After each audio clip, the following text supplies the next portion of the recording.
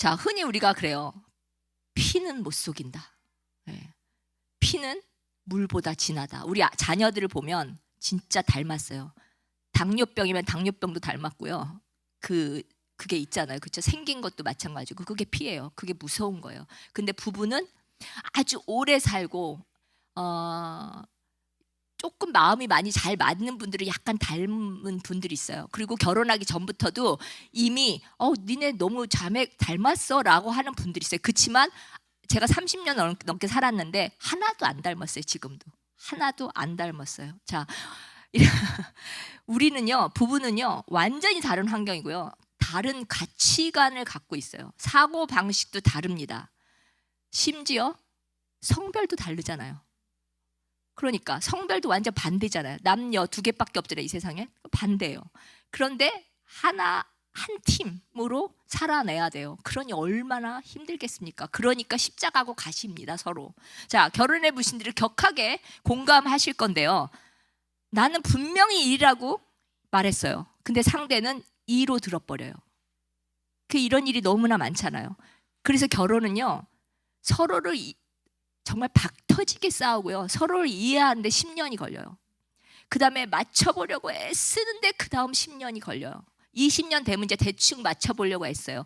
그 다음에 겨우 맞아지기 시작하는 게 20년 지나서부터 또 10년이 걸려요.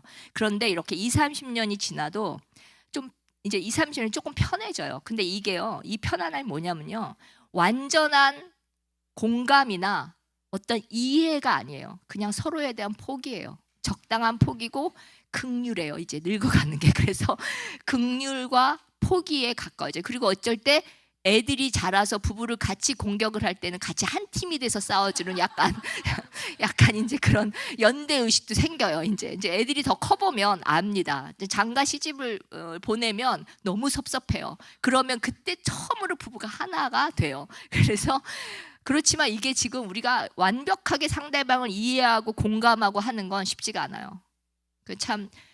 근데 이 과정조차 10년 이 과정조차 못 견디고 황혼 이혼하시는 분도 지금 꽤 많습니다. 자, 여러분, 결혼 생활이 왜 이렇게 힘들어요?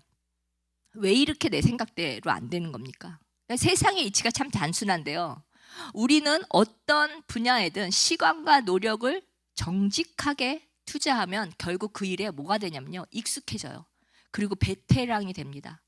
자, 초보 운전 시절에 우리가 온몸이 막 굳어 있었지만 지나고 나면 한 손으로 이렇게 보고 뭐 카톡도 하고 커피도 마시고 할 수 있잖아요. 몇 년 하면 그렇게 됩니다. 그리고 밥하는 것도 아직도 잘 안 되시는 여자분들도 계시지만, 저 같은 경우에도 콩나물도 할 수 없었지만 지금은 뭐 아주 잘해요. 왜냐하면 30년 넘게 했으니까.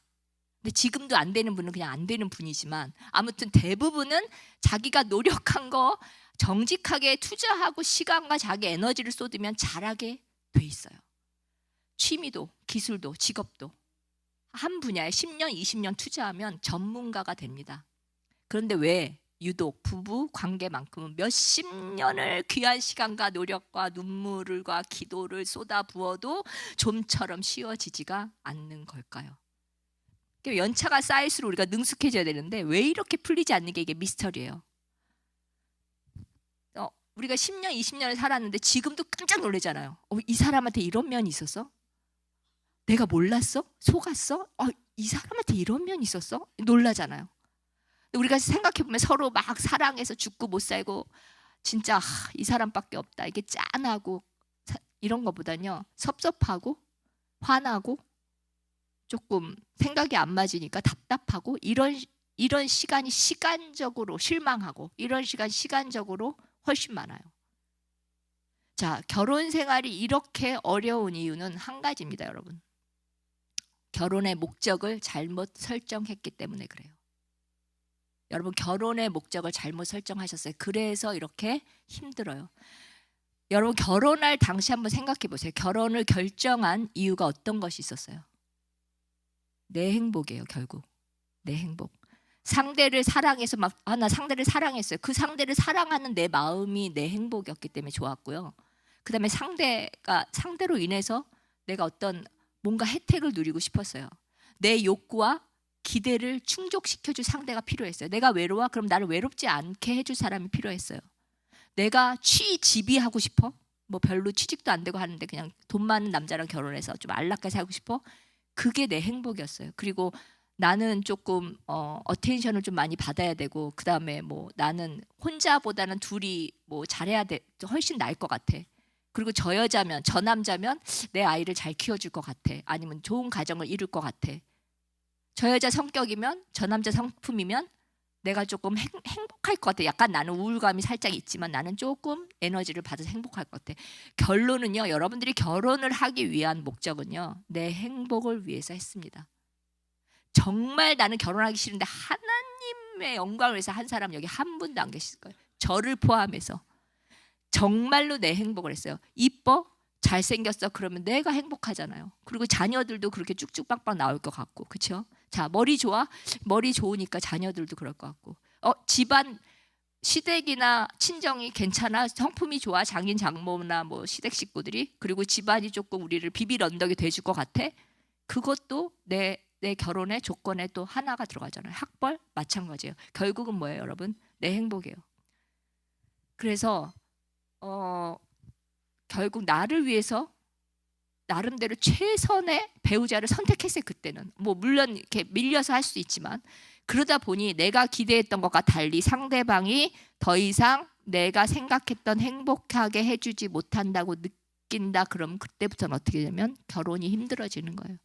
이 사람은 내 말을 너무나 잘 들어줄 것 같아서 결혼했는데 말 이제부터 안 들어줘. 그러면 행복하지 않은 거예요. 그러니까 20년 30년을 살아도 계속적으로 나는, 그건 뭐냐면 여러분, 바라는 게 계속적으로 있다는 거예요.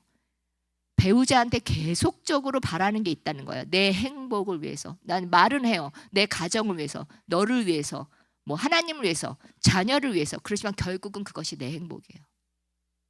그래서 이 행복이 무너지는 순간, 이 행복의 조건이 무너지는 순간 내 행복을 방해한다고 생각을 해요.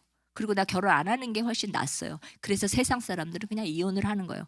선택과 약속 필요 없어졌어요. 왜냐하면 이제는 선택을 이혼으로 가는 거예요. 왜냐하면 내가 행복하려고 결혼했는데 오히려 이 사람 때문에 행복 더 불행해. 그러면 나는 어떻게 해야 돼요? 이혼을 해야 되는 거예요. 이것이 세상적인 결혼이에요. 그리고 우리 믿는 자들도 마찬가지로 이혼까지는 안 가도 계속적으로 갈등을 하는 거예요. 힘들어요. 어저께 밤에 한마디 한 것도 그냥은 못 넘어가요. 도대체 왜 저렇게 말을 하는 거야? 무슨 생각을 하는 거야? 이렇게. 그렇죠? 자, 사랑하는 여러분, 근데요, 제가 지금 간단하게 여러분 지금 다 결혼이 왜 했는지 우리가 봤습니다. 솔직하게 내 행복을 위해서 결혼했습니다. 그리고 결국은 내가 뭐 친정이나 뭐에서 어쨌든 벗어나기를 위하든지 이민 오든지 뭐 여러 가지를 내 행복을 위해서 했어요. 그런데 자, 오늘 하나님께서 주시는 결혼을 왜 해야 되는지를 우리가 한번 살펴볼게요. 자, 첫 번째, 결혼의 핵심이 하나됨이에요. 자, 창세기 2장 24절입니다. 창세기 2장 24절. 이러므로 남자가 부모를 떠나 그 아내와 연합하여 둘이 한 몸을 이룰지라. 하나님께서 인류 최초의 제도예요. 이 결혼은 직접 만드셨어요. 그렇죠? 자, 세 가지예요. 부모를 떠나 독립이에요. 결혼은 하나님께서 원하는 결혼 이겁니다. 독립이에요. 완전한 독립이에요. 부모로부터 정신적, 경제적, 영적 완전히 독립해서 새로운 공동체를 하셔야 돼요. 근데 마마보이도 있고 마마걸도 있어요. 독립이 안 되는 건 하나님 뜻이 아닙니다. 자, 그리고 아내와 합하여 결합이에요. 여기. 자, 여기서 합한다는 것은 마치 어떤 끈끈한 뭐 본드, 풀 이런 걸로 두 물건을 단단히 붙이는 것과 같아요. 어떤 시련 앞에서도 나뉘지 않겠다는 의지적 선택과 헌신이에요. 하나님이 말씀하시는 결혼은 이겁니다. 그리고 또 하나, 둘이 한 몸을 이룰지다 했어요. 연합입니다. 이거는 어떤 성적인 결합을 넘어서요, 인격과 삶, 가치관이 완전한 연합을 하라는 거예요. 근데 우리는 인격과 삶, 가치관을 죽기 살기로 이겨 먹어야 돼요. 연합할 수 없어요. 근데 하나님은 이것이, 왜 이렇게 웃으시죠? 이것이 하나님이 말씀하시는 결혼이에요. 자, 결혼의 핵심은 나의 만족이 아니에요. 나의 행복이 아니고 서로 다른 두 존재가 만나 그리스도와 교회의 관계처럼 신비로운 거잖아요. 하나됨을 이루는 과정 그 자체를 하나님은 결혼이라고 말씀하시는 거예요. 자, 두 번째, 결혼은 경건한 계보를 잇는 통로예요. 말라기 2장 15절을 보면요. 말라기 2장 15절. 여호와는 영이 유여하실지라도 오직 하나를 짓지 아니하셨느냐 어찌하여 하나만 지으셨냐 이는 경건한 자손 얻고자 하심이라. 그러므로 내 심령을 삼가지게 어려서 취한 안에 괴사를 행치 말지니라. 본문에서 분명히 뭐라고 그러냐면 경건한 자손을 얻고자 하심이라. 여기 지금 자녀분들 있으신 분 있고 또 없으신 분도 있는데요. 하나님이 결혼을 통해서요. 하나님의 성품을 닮은 다음 세대가 계속적으로 일어나게 바라는 거예요. 우리도 믿음을 전수받지 않았으면 우리가 지금 이 시간에 여기 있을 수가 없어요. 그렇죠? 그 오래전부터 계속적으로 믿음이 대를 이어서 내려오고 그 다음에 핍박을 받아도 내려오고 했기 때문에 우리가 지금 2000년 전에 예수님을 어떻게 알고 우리가 아브라함 4000년 아브라함 어떻게 알아요? 근데 우리가 받고 있는 거예요. 이런 경건한 자손을 얻기 위해서 하나님이 결혼의 목적을 정하신 거예요. 자, 부모가 하나님을 경외하는 모습을 삶으로 보일 때 자녀는 그 안에서 하나님 나라의 가치관을 따라서 배우게 돼 있어요. 그래서 결혼은 신앙의 유산을 전수하는 거룩한 백성이에요. 신앙의 유산을 전수해야 돼요. 저희 세대예요. 여러분 세대랑 보다 훨씬 더하게 저희는 새벽기도 철야 세대예요. 저희 어머님 세대가. 그래서 저희는 진짜 신앙의 전수를 잘 배웠어요. 저희 세대 지금 50대까지만 해도 60대. 근데 지금 조금 더 밑으로 가면 아이들이 교회를 안 가도 크게 별로 그렇게 마음에 힘들지 않아요. 하버드를 가면 교회 안 간다고 해서 하버드를 가고 애가 똑똑하고 정말 우리가 원하는 잡을 갖고 하면 교회를 안 가는 것에 대해서 특히 또 배우자가 신앙생활이 없는 배우자를 만나는 것에 대해서 그렇게까지 마음이 아파하지 않아요. 그런데 하나님이 정하신 결혼의 목적은 경건한 자손, 믿음의 대를 이어가는 자손을 얻기 위한 것이 하나 있어요. 그래서 여러분들이 정말로 자손을 경건한 자손으로 내 믿음의 이 연대를 이어가는 자손으로 하는 게 여러분은 하나님께서 지금 짝을 만나서 결혼하게 하신 목적 중에 하나예요. 그래서 아이는 어떻게 생겼어요? 하나님이 주셔서. 그런데 거기서 신앙의 유산을 물려주지 않으면 하나님이 말씀하시고 목적하시는 그 결혼에 조금 위배가 되는 겁니다. 자, 마지막으로 결혼은 하나님의 뜻을 이루는 공동체예요. 하나님의 뜻을 이루는 공동체. 에베소 5장 31절에 32절 보면요. 에베소 5장 31절 32절. 그러므로 사람이 부모를 떠나 그의 아내와 합하여 그 둘이 한 육체가 될지니 이 비밀이 크도다. 나는 그리스도와 교회에 대하여 말하노라. 사도 바울의 에베소 5장 31절 이 본문에서는요. 사람이 부모를 떠나 아내와 합하여 한 육체가 되는 결혼의 신비를 두고요. 이것이 곧 그리스도와 교회에 관한 큰 비밀이라고 말씀하셨어요. 우리는요. 이 말씀은 결혼이 단순히 남녀의 결합을 넘어서 예수 그리스도가 교회를 사랑하듯 두 사람으로 영적으로 연합하는 거룩한 사건입니다. 그래서 따라서 이 성경적 결혼을 통해 세워진 가업은요 단순히 사적인 행복을 누리는 공간이 아니에요. 물론 하나님은요 여러분 행복하시기를 원해요. 행복보다는 더 정확히 말하자면 기뻐하시기를 원해요. 하나님은 성경에 행복하라는 단어를 쓰지 않으셨어요. 기뻐하라고 하셨어요. 행복은 우리가 지난주에 했지만 어떤 조건이 갖춰져야지 행복하게 되거든요. 근데 그 조건이 없어도 하나님은 기뻐하라고 하십니다. 그래서 우리가 결혼은요 정말 세상을 향한 우리가 작은 교회예요. 우리 교회 이렇게 많이 다니지만 우리 결혼, 우리 가정이요 작은 교회예요. 어떤 신학자가 제가 이제 지난주에 들었는데 어떤 신학자가 말하는데 이제 앞으로 10년, 20년 안에는요 이렇게 큰 교회가 없어진다고 합니다. 예견하는 거예요. 이제는 시대가 그렇게 돼서 큰 교회가 없어지고 이제는 가정교회, 가정 중심의 가정교회가 그게 이제부터는 그렇게 될 거라고 예견을 하고 있어요.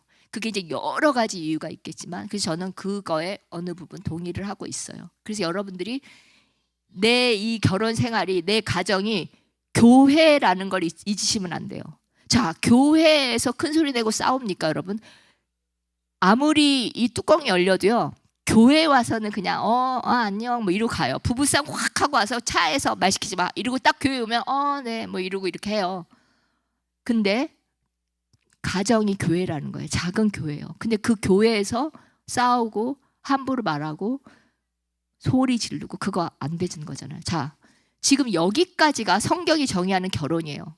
성경이 하나님께서 왜 너희에게 결혼이라는 제도를 친히 직접 최초로 만드셨는가가 여기까지 말씀에 근거한 거예요. 근데 여러분의 결혼의 목적이 이 정의에 지금 합당하십니까? 지금 이 하나님의 내가 이래서 결혼이라는 걸 만들었어 제도를라고 지금 동의하십니까? 지금 그렇게 살고 계십니까? 자, 우리가 처음으로 다시 돌아가 볼게요. 모든 사람이 결혼하는 목적은 뭐라 그랬어요? 행복하고 싶어서. 그러다가 이제 애가 태어나면 자녀도 좀 행복하게 해주면 좋지. 이렇게. 자, 싱글로 사는 것보다 훨씬 나을 것 같아요. 외롭지도 않고. 그래서 결혼합니다. 결국 나죠. 자, 근데 하나님이 정하신 지금 목적은요 완전히 달라요. 지금 이 목적과 우리가 결혼하는 목적이 완전히 달라요. 그렇다면 내 결혼이 지금 잘못됐다고 느껴진다면, 내 결혼의 첫 단추가 잘못 시작됐다고 느껴진다면요, 결혼 제도를 만드신 하나님과 목적과 정말 지금 내가 생각하는 거, 아직도 생각하는 게 이 목적에 부합해서 살려고 애쓰지 않다면요, 다시 새로 목적을 설정하셔야 돼요. 목표나 목적은요 언제든지 바뀌면 돼요. 미련한 사람이 뭐냐면요, 아닌 길 알면서 계속 가는 게 제일 미련해요. 그래서 하나님께서 분명히 내가 너희를 결혼을 왜 하게 했는지라고 분명히 여기서 말씀을 하셨는데, 이걸로 다시 목적을 바꾸면 돼요. 그냥 나는 하던 대로 갈래요. 그러다가 가정 깨지고, 가정이 안 깨져도 행복하지 않아요. 여러분 남편이나 아내한테 한번 물어보세요. 지금 당신 행복해? 지금 당신 기뻐? 그리고 남편이나 아내 얼굴을 한 번씩 보세요. 얼굴이 어둡거나 얼굴이 밝지 않거나 얼굴에 수심이 있거나 그러면 그건 내 책임이에요. 내 책임입니다. 그 사람의 책임이 아니에요. 내 책임이에요. 자, 우리가 본문에 어떻게 하냐면요, 힘써 지키라고 했어요. 그리고 그것이 어떻게 하냐면 첫 번째 겸손입니다. 우리가 본문으로 들어갈게요. 본문으로 첫 번째 겸손이에요. 성경이 말하는 겸손은요, 단순히 예의 바르게 행동하거나 자신을 그냥 낮추는 척하는 태도가 아니에요. 그래서 제가 제일 좀 생각하는 부류가요, 겸손하신 분들인데 그 겸손이 어디서 온 거냐는 거를 제가 계속 생각을 좀 해요. 그래서 자신을 낮추는 척하는 거, 그거는 겸손이 아니에요. 성격적 겸손의 본질이 뭐냐면요, 자신을 삶의 중심에 두지 않는 것입니다. 성경이 말하는 겸손은 삶을 내 중심으로 두지 않는 거예요. 바울이 빌립보서 2장 3절에서요, 아무 일에든지 다툼이나 허영으로 하지 말고 오직 겸손한 마음으로 각각 자기보다 남을 낮게 여기라고 권면해요. 낮게, 훨씬 얘가 나, 이렇게 여기라고 권면해요. 이 말씀을 부부관계에 대입해보면 우리가 어떨까요? 우리가 참 놀라운 게요, 부부관계가 깨지는 가장 결정적인 이유는요 거창한 문제가 아니에요. 그리고 여러분 잘 생각해보세요. 오늘 부부싸움을 했다. 하나도 우주적인 중요한 얘기가 아니에요. 양말을 왜 그렇게 벗었냐, 밥을 왜 이렇게 했냐, TV를 왜 이렇게 봤냐, 진짜 정말 아무것도 아니에요. 놀랍게 정말 부부관계 깨지는 가장 결정적인 이유는요, 거창한 문제가 아니라 매일의 일상 속에서 뭐냐면요, 내가 옳아요. 내 생각이 옳고 내 방식이 옳고 내가 생각하는 게 제일 옳아요. 그래서 부부관계가 맨날 깨지고 싸우는 거예요. 이렇게 하려니까 돈을 왜 이렇게 썼어요? 이게 맞잖아. 자, 치열하게 연애하고 결혼했지만 막상 현실을 살아보면 끊임없이 우리가 전쟁을 해요. 뭐냐면 죄송합니다. 내가 맞고 상대는 틀리다. 우리가 항상 하는 게요, 내가 맞아, 그 다음에 너는 틀렸어. 이것 때문에 맨날 갈등하고 싸우는 거예요. 그런데 여러분들 가만히 생각해 보시면요, 내가 맞고 네가 틀렸다는 게 그렇게 전 우주적인 게 아니에요. 예수님은 하나님이 아니다라는 이런 진리가 아니에요. 잘 생각해 보세요. 자, 그리고 오늘 나는 정말 힘들었어. 왜 내가 더 양보해야 돼? 왜 너만 내가 위로를 해줘야 돼? 나도 위로를 해줘. 나도 격려가 필요해. 뭐 이런 거예요. 자기 중심이에요. 내가 중심이에요. 그렇기 때문에 이게 아주 항상 갈등의 요소가 되는 거예요. 내 기준이 계속 중심이 돼요. 그렇기 때문에 다툼이 나와요.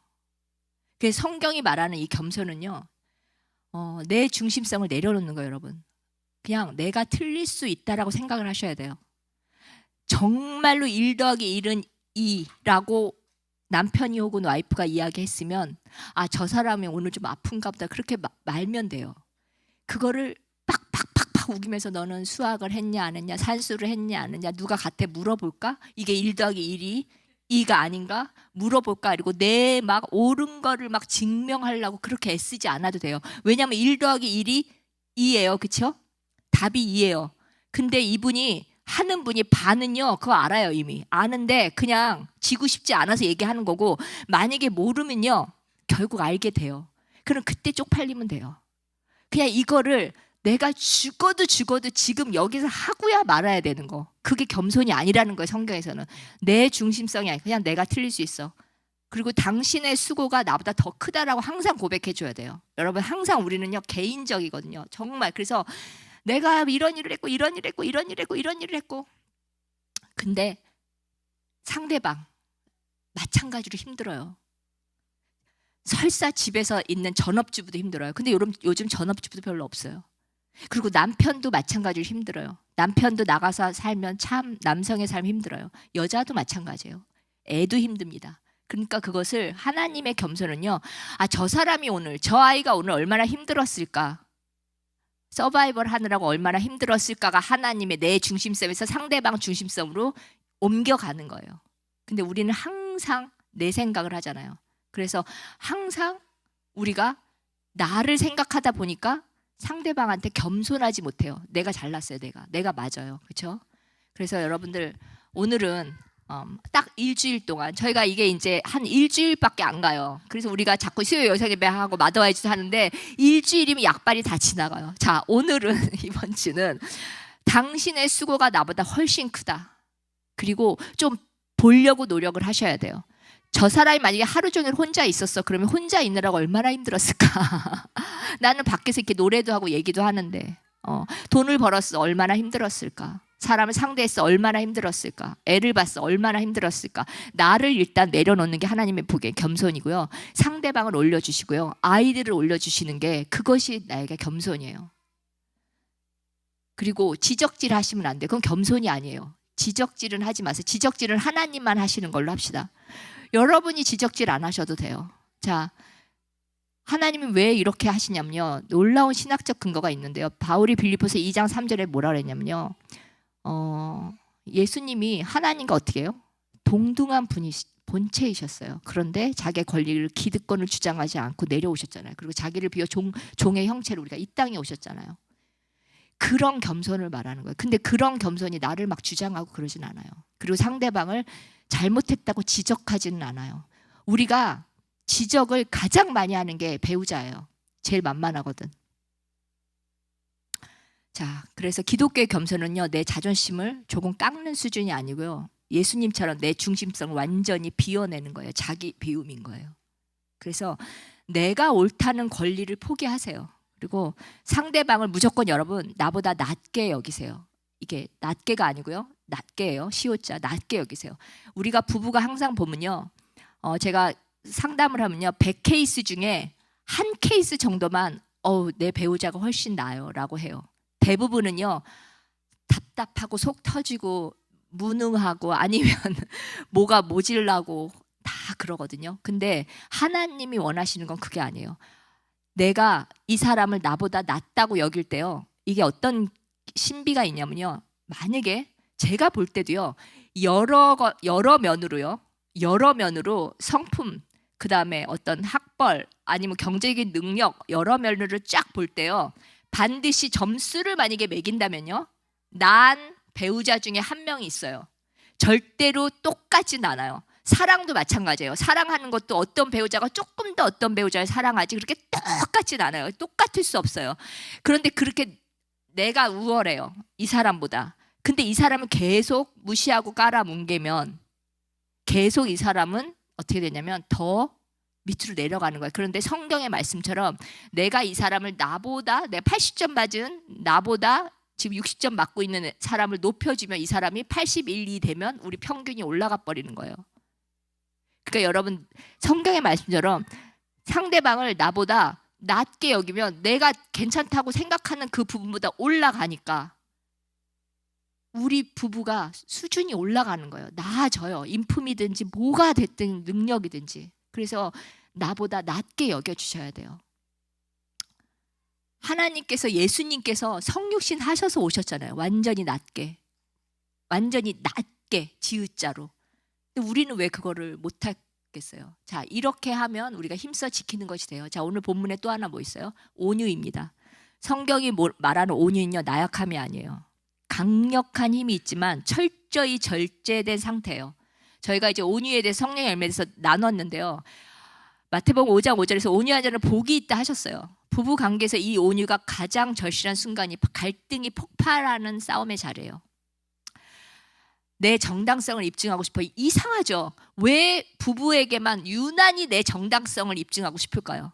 지구는 못 살아. 이게 내가 정말 맞아. 막 속이 뒤집어지게 맞아요. 내 정당성을 입증하고 싶어요. 그래서 폭발해요. 그래서 언어가 이제 막 세지고 소리도 커지고 그렇죠. 자, 불같이 화를 내요. 나중에는 뭐 어떻게 하면 던질 수 있죠.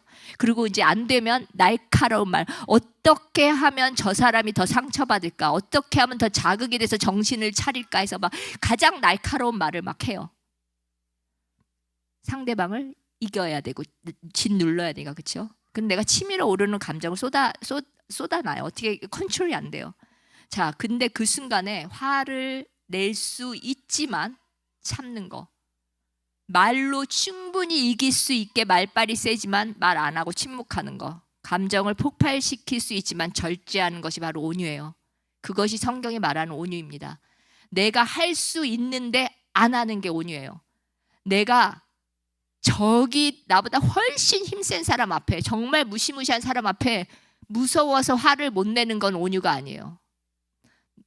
내가 충분히 할 수 있고 나보다 훨씬 약자한테 내가 참는 게 바로 성경이 말하는 온유예요. 그래서 우리가 온유하지 못하는 게 어디서 하냐면요, 가정에서 많이 해요.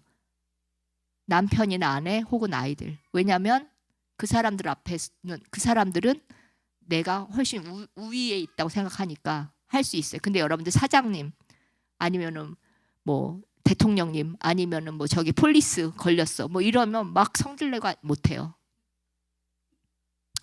자, 온유는요 무기력하게 당하는 것이 아니에요. 여러분, 소중한 관계를 깨뜨리지 않으려고요, 성령의 능력으로 나 자신을 다스리는 영적 제어력이에요. 그래서 성령의 열매예요. 온유가 없으면 여러분들 이 성령 안에, 이 성령님이 여러분 안에 얼마큼 사시는지 질문을 해보셔야 돼요. 평안에 매는 줄이요, 갈등이 없는 유토피아라는 얘기가 아니에요. 치열한 갈등 속에서도 강력한 연합하는 힘입니다, 여러분. 그래서 우리가 하나님이 먼저 설정하신 목적을 다시 한번 생각하고요.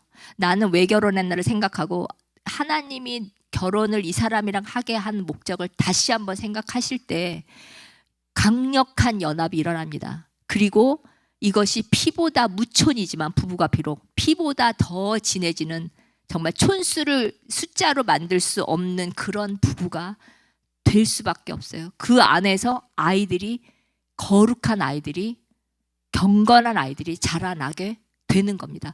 부부 관계, 결혼 관계를 결코 개인적으로 생각하시면 안 돼요. 그냥 내가 마음에 안 들면 이혼하지, 이렇게 간단하게 생각하시면 돼요. 이건 언약이에요. 결혼은 하나님 앞에서 한 하나님과의 언약입니다, 여러분. 여러분이 좋아서 했다가 안 했다가 할 수 있는 게 아니에요. 그리고 하나님이 이렇게 맺어주신 거는요, 하나님이 우리를 사랑하신 것처럼, 하나님이 우리를 용납하신 것처럼, 하나님이 우리를 오래 참으시는 것처럼, 하나님이 힘이 있으신데 우리를 온유하게 대하시는 거죠. 하나님이 얼마나 우리를 인격적으로 대하시는지 몰라.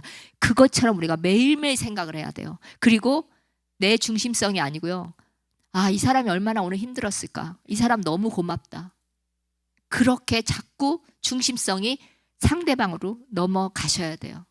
자, 여러분, 마지막으로요, 행복보다 거룩함을 추구하세요. 결혼은요 행복하려고 한 게 절대 아니에요. 내 행복을 위해서 하면요 상대방은 불행해져요. 자, 내가 상대방이 돈 많이 벌어서 내가 막 하고 싶은 거 하고 골프 치고 나 너무 행복하죠? 상대방은 너무너무 힘들어지는 거예요, 여러분. 그리고 나 피곤해서 설거지 하나도 안 하고 밥도 안 하고 상대방이 다 빨래도 해주고 청소도 해주고 나는 행복하죠? 상대방은 너무너무 힘들어져요. 나는 돈 관리 못하니까 다 떠넘겨. 나는 이거 바운스 난 거 아니야? 이거 생각 못하니까 행복하죠? 상대방은 그거 계속 눈 뜨면 오늘 바운스 아닌가? 불행해져요. 그래서 너무 격하게 공감하지 마세요. 그러면 상담실로 오셔야 됩니다. 자, 그러면 행복보다 거룩함을 추구하셔야 돼요. 여러분, 하나님이 만들어 놓으신 결혼은요, 행복하라고 한 게 아니에요. 거룩함을 추구하셔야 돼요. 결혼에 있어서 갈등, 고난이 있어요. 나를 불행하게 만드는 장애물이 절대 아니에요. 나의 모난 성품을 깎아주면서요. 예수님을 닮아가게 하는 가장 영광스러운 성화의 도구예요. 그래서 어느 순간 여러분들이 조금 더 성숙해지면요, 상대방이 나 때문에 십자가 노릇 했구나 되게 미안해질 때가 있어요. 저도 그랬어요. 어느 순간인가 이 사람 때문에 내가 이것밖에 못 산다라고 막 생각을 했을 때 어느 순간인가 이 사람이 나 사람 만들려고 목사까지 되게 하려고 이 사람이 정말 하나님의 십자가 노릇을 했구나. 내가 참 미안하구나. 성화되고 완전히 괜찮은 사람 만났으면 이 사람 괜찮았을 텐데 라는 고백이 저절로 나와요. 자, 그리고 여러분, 마지막으로 제가 부탁드린 건요, 여러분은요 재판관이 아니에요. 상대방의 재판관이 아니에요. 저지하라고 하나님 붙여주신 거 아니에요. 온전한 사명자로 세워주는, 돕는 배필로 여러분을 주셨어요. 예, 다 끝났습니다. 예, 여러분은 재판관이 아니고 상대방을 돕는 배필, 에제르. 성령님이 우리를 도우시는 것처럼 돕는 배필로, 그래서 온전한 사명자로 세워주라고 상대방을 만나게 하셨어요. 여러분은 재판관이야. 너 이거 잘했지? 잘못했지? 이렇게 하고 저렇게 하고 컨트롤 하려고 하지 마세요. 예, 컨트롤 오직 하나님만 하십니다. 그 사람은 내가 컨트롤하는 게 아니고요, 하나님과 1대1 관계예요. 근데 나는 내가 결혼하면 내가 다 하고 싶어. 특히 여자분들 잘 들으세요.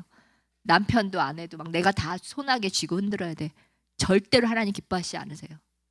자, 나의 개인적인 행복을 이제 그만 추구하시고요. 이 하나님이 주시는 이 결혼의 오묘하고 거룩하고 우주적인 이것을 우리가 다시 한번 생각하면서, 오늘 짧지만 여러분들 한 주만이라도 조금 더 평안한 가정이, 한 주만이라도 조금 더 상대방을 높여주는 가정이 되기를 소망합니다. 우리 다 같이